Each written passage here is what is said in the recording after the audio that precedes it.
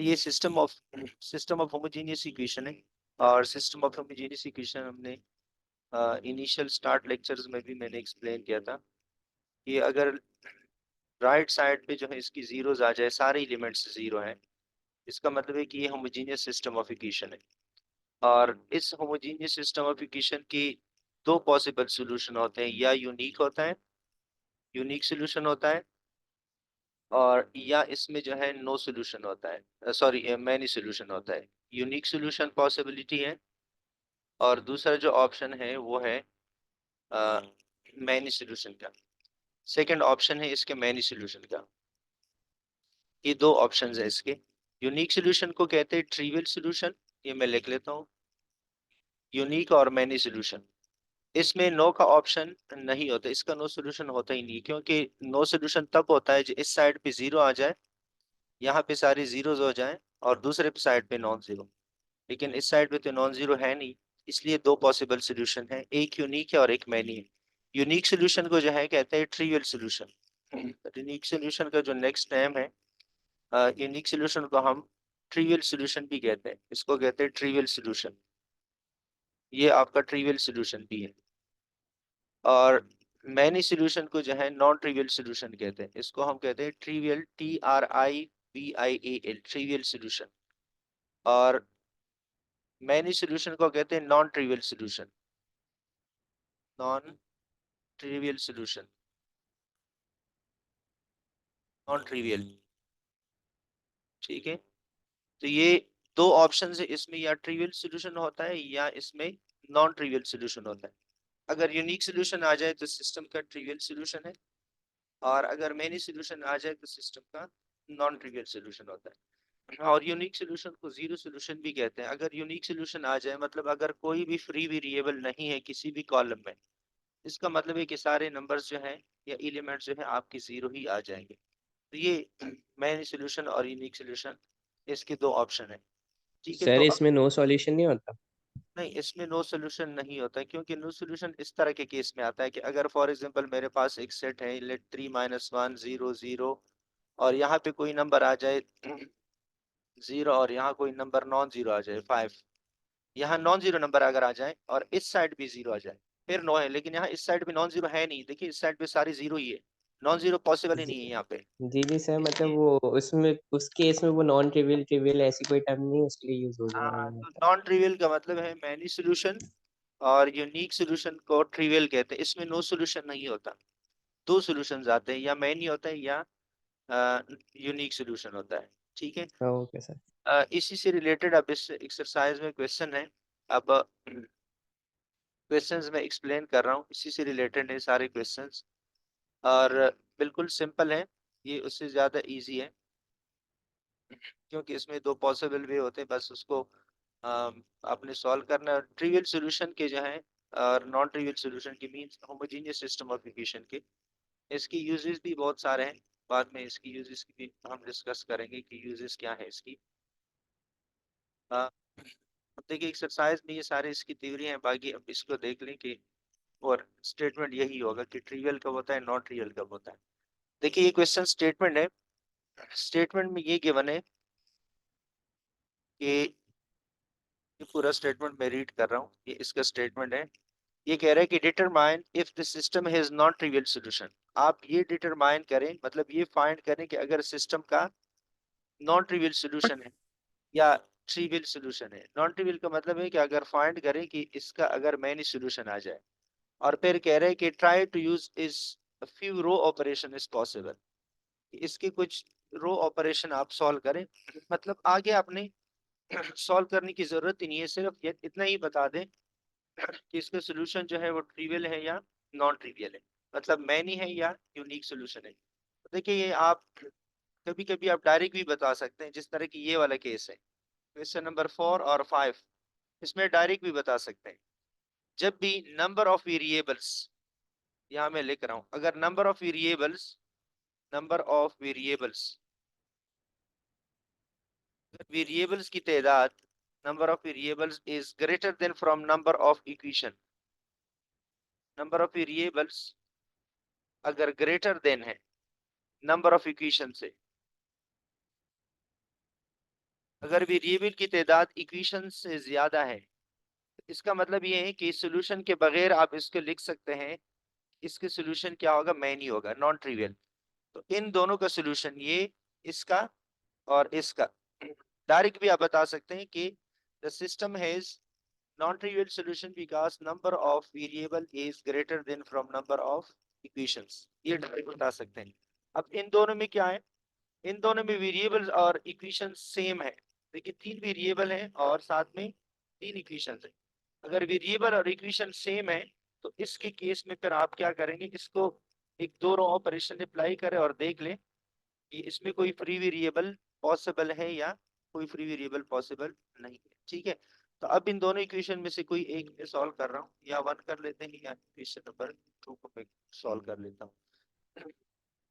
तो इसमें कोई एक आप लोग बता दो, जो भी इक्वेशन सॉल्व करना है इसमें से मैं कोई इक्वेशन सॉल्व कर लेता हूँ। सर 1 करना है। 1, ठीक है। तो देखिए क्वेश्चन नंबर 1 को देख लें।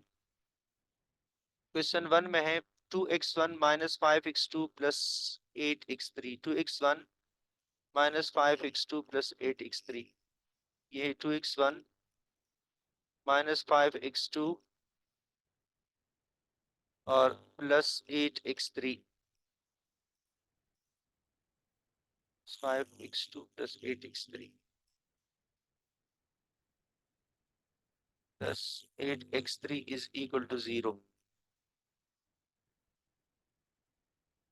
ठीक है, इक्वेशन है इसका -2x1 plus -7x2 plus 6x3, -2x1 -7x2 plus 6x3,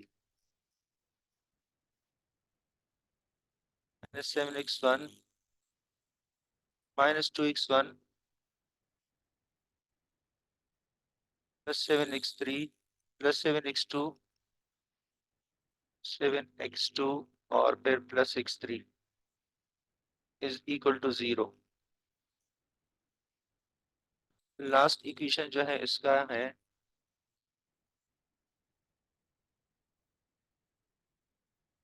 4x1 plus 2x2 plus 7x3, 4x1 plus 2x2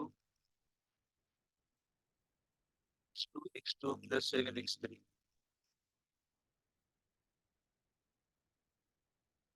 plus 7x3 is equal to 0।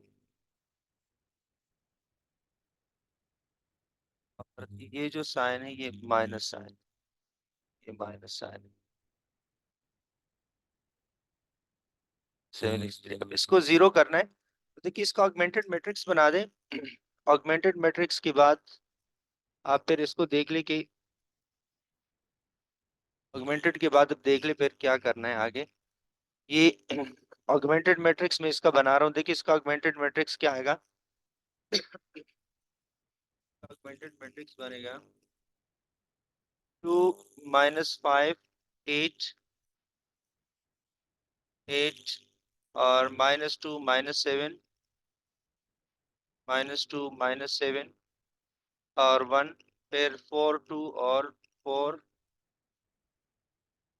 2 और 7, और इसके बाद यहाँ पे सारे एलिमेंट्स जो है वो तीनों 0 है। इसके ऊपर रो ऑपरेशन अप्लाई करें, सेम वही प्रोसेस है। पहला नंबर जो है ये आपका पेवेट है, पेवेट को आप सर्कल कर दें, ये पेवेट पोजीशन है। इसके लिए मैं लिख रहा हूँ ऑपरेशन, इसका क्या होगा R2 प्लस R1, रो नंबर 2 और रो नंबर 1 को ऐड कर दें। ठीक है, ये ऑपरेशन इसके लिए। थर्ड के लिए क्या लिखेंगे, थर्ड के लिए हम लिखेंगे R3 माइनस 2 टाइम R1, रो नंबर 1 को 2 से मल्टीप्लाई करके सब्ट्रैक्ट कर दें। अब इसके बाद जो ऑपरेशन के बाद जो न्यू मैट्रिक्स आएगा वो मैट्रिक्स में डायरेक्ट लिख रहा हूँ यहाँ पे। फर्स्ट रो में तो कोई चेंज नहीं आएगी, फर्स्ट तो वही है 2 -5 और 8 0, ये तो एज इट इज लिखते हैं। अब पहले रो को हमने मल्टीप्लाई किया 2 से, सॉरी पहले रो को हमने फिर डायरेक्ट ऐड कर दिया, इन दोनों को डायरेक्ट हमने ऐड कर दिया, तो इनको ऐड करें 2 -2 0, इन दोनों को ऐड करें -2 -7, क्योंकि हमने लिखा है R2 प्लस R1, -2 -7 को ऐड करें आ जाएगा -12, इन दोनों को ऐड करें 8 और 1 से आ जाएगा 9, और 0 0 ऐड करें तो 0 आ जाएगा। अब इसके लिए हमने लिखा R3 माइनस 2R1, और 1 को 2 से मल्टीप्लाई करके इससे माइनस करें, तो इसको 2 से मल्टीप्लाई करें 4 माइनस 4 0, और इसको अब 2 से मल्टीप्लाई करें तो ये 10, 2 और प्लस 10 हो जाएगा, तो इससे 12 आ जाएगा। अब इसको मल्टीप्लाई करें 7, 7 और फिर -16, 7 -16 से आ जाएगा -9, ठीक है, और ये 0 है तो 0 आ जाएगा। ये मैंने तो ऑपरेशंस दोनों डायरेक्ट लिख दी, ये क्लियर है? प्लस माइनस जो मैंने किया न्यू मैट्रिक्स बन गया। Yes sir. तो अब इसके बाद नेक्स्ट जो है, आप इसकी पिवट को सर्कल करें, और नेक्स्ट पिवट सर्कल करने के बाद फिर आगे हम, ये एक पिवट हो गया आपका, ये सेकंड रो का पिवट है। अब इसको हमने जीरो करना है, तो इसको कैसे जीरो करेंगे, ये हमने जीरो करना है, ठीक है, इसको हमने जीरो करना है। तो इसके लिए मैंने लिखना है कि R3 के साथ अगर मैं R2 8 कर दूं तो ये जीरो हो जाएगा, ठीक है। अब मैंने एक को जीरो करना है, अब देखते हैं कि जीरो क्या होगा। तो ये हो जाएगा 2 -5 8 और 0, ये आपका है 0 -12 और 9, और ये हो जाएगा 0, और इसके बाद है, अब इसको ऐड करें, 0 + 12 -12 0, ये भी 0 हो जाएगा, और ये -9 है, तो -9 + 9 ये भी 0 आ जाएगा, और ये भी 0। ये हम एक नंबर को 0 कर रहे थे लेकिन पूरा रो 0 हो गया। अब नेक्स्ट देखेंगे कि इसके पिवट क्या क्या है। ये एक पिवट है, ये दूसरा पिवट है, दिस इज नॉट पिवट, -5 8 और 9 दीज आर नॉट पिवट। तो ये कॉलम क्या आ गया आपका, ये फ्री कॉलम आ गया। तो फ्री कॉलम का मतलब है कि इस सिस्टम का क्या सोल्यूशन होगा। फ्री कॉलम मींस कि इस सिस्टम का सोल्यूशन है मैनी। मैनी सोल्यूशन मींस कि this system has non trivial solution. तो आप लिख लें कि this system is, the given system of equation is, the given the given system of equation is non-trivial solution. The given system of equation is non-trivial solution.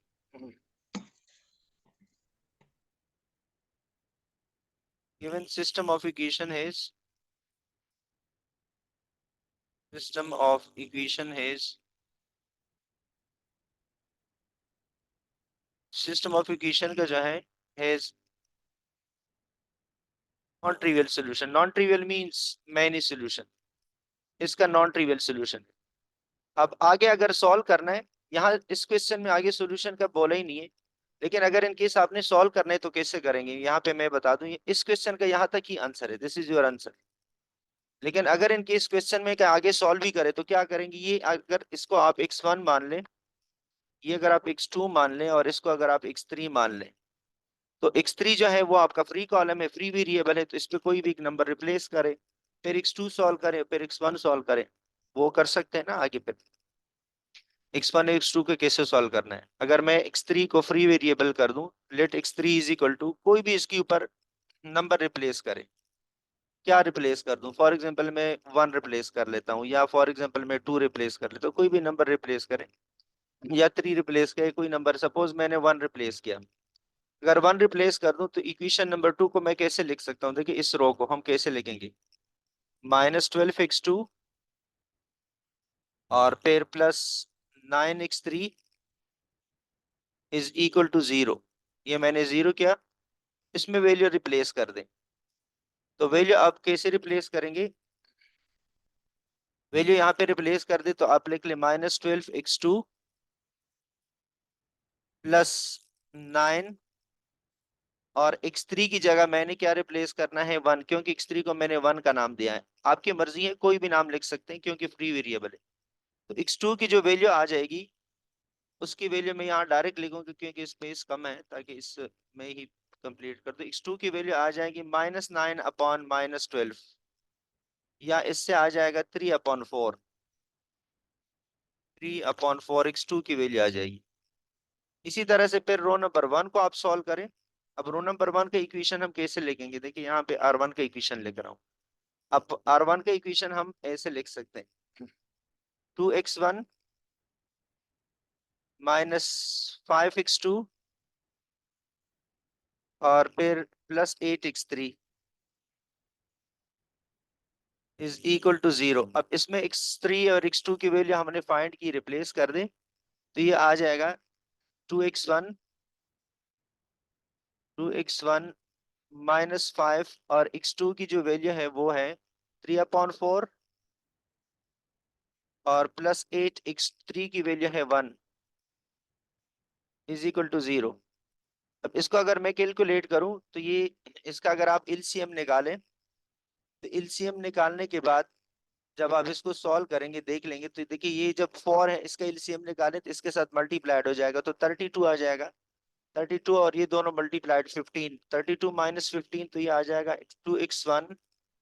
32 -15 से आ जाएगा 17, I think आ जाएगा +17, ये आ जाएगा 17/4।